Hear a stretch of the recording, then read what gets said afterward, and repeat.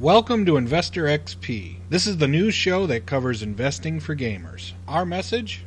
We want gamers to become investors and secure their future. We believe that gamers like yourselves have strong, intelligent communities that allow the cultivation of ideas, and that gives you a distinct edge in the stock market. This show we discuss investment ideas focused around gaming, entertainment, and technology. I'm not a professional analyst, but I am retired under the age of 40 because of investing, and I want to help you build a better financial future. You can track my stock picks from the show on our website, investorxp.com. You can also see exactly what I'm investing in at kidbrokers.com. I'm building my kids' college fund with the very stocks we discuss on this show. Well, the market is beating up our portfolio pretty good today. It was down overall while I was doing some news articles for the show.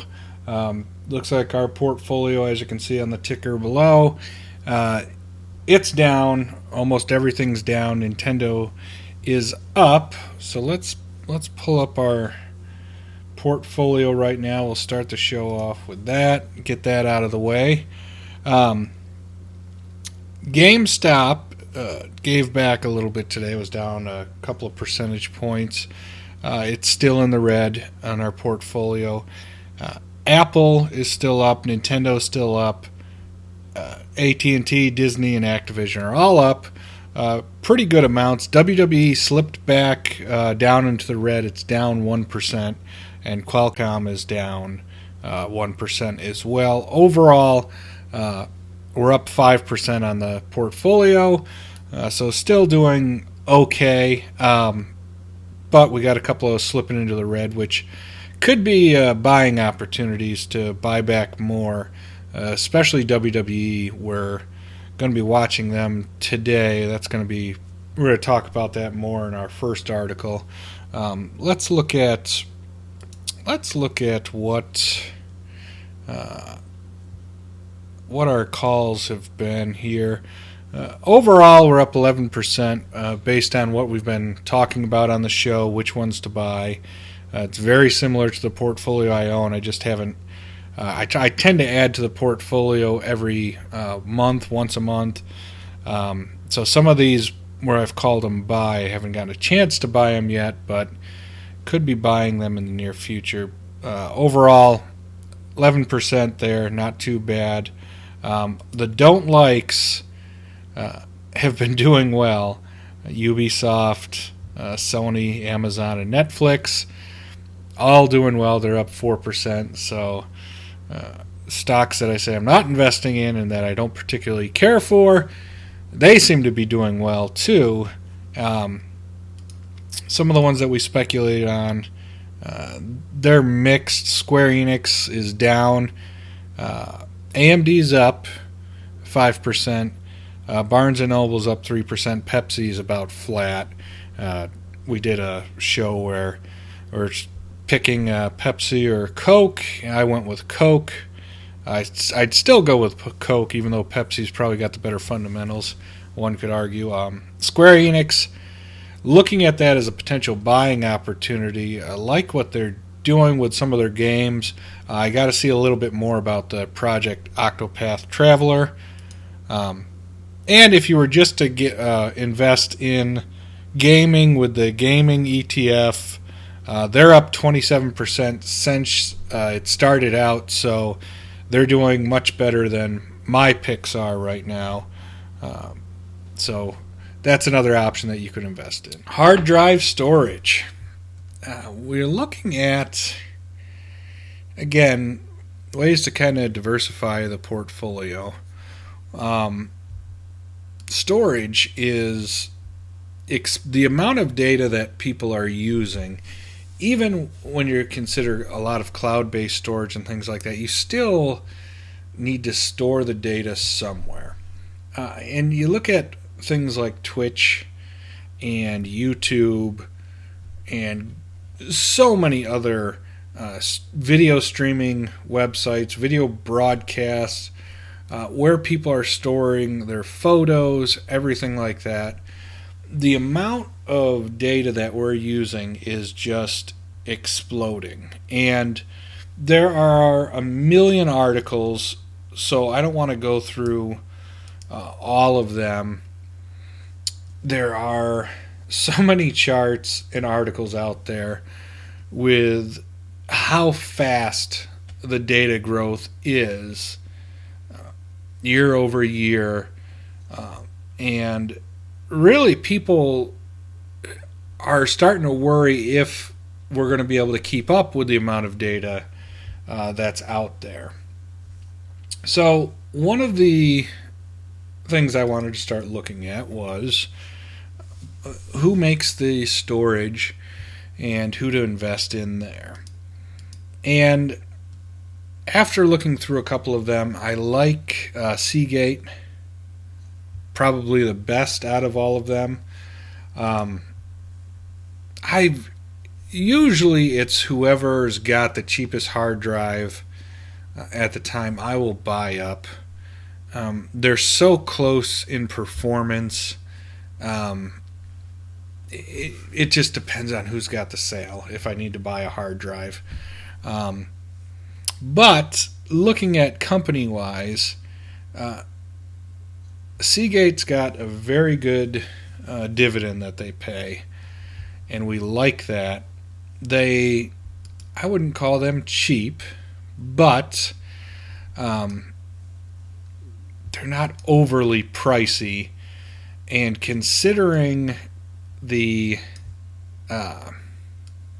future, where we need what they produce. There are so many people out there with the need for storage, and they are very much one of the leaders in that. I don't see them slowing down anytime soon. They're not. How do I want to say this? They're not pouring all of their resources into solid state drives, which they're the faster, better drive. They're a little bit more expensive.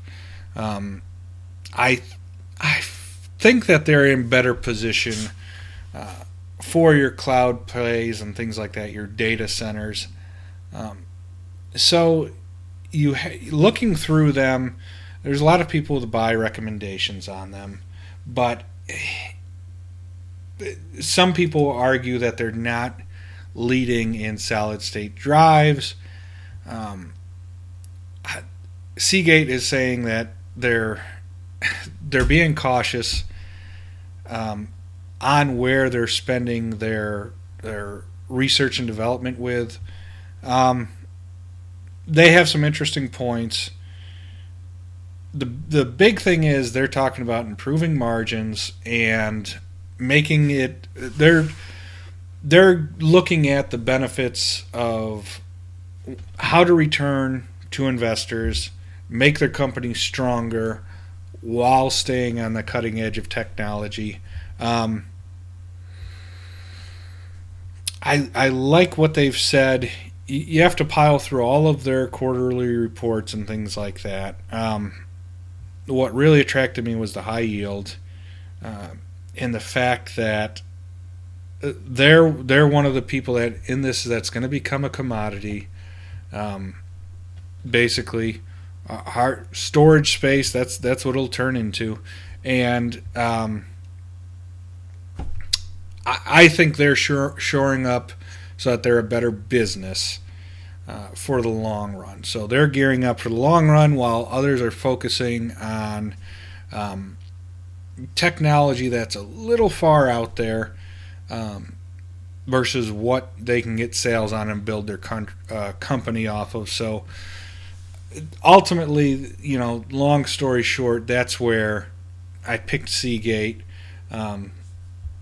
I think building a company for the long haul is kind of what they've got going on, a little more so than the competitor. I mean, obviously everyone wants to do that, but I just felt like they had stronger focus on that from reading from what all the companies have to say, and they have that dividend yield. So they are one we're going to buy most likely.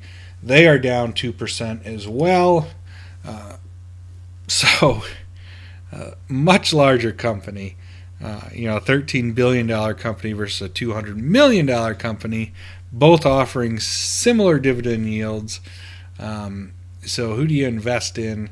A billion-dollar commodity that is growing, or we had talked about the collectible people, 200 million, a similar yield, very small niche market that they basically own. So which one do you go with? Not sure which one we're going to go with, but we're calling them both a buy. We're calling Seagate a buy. We like them for the storage play.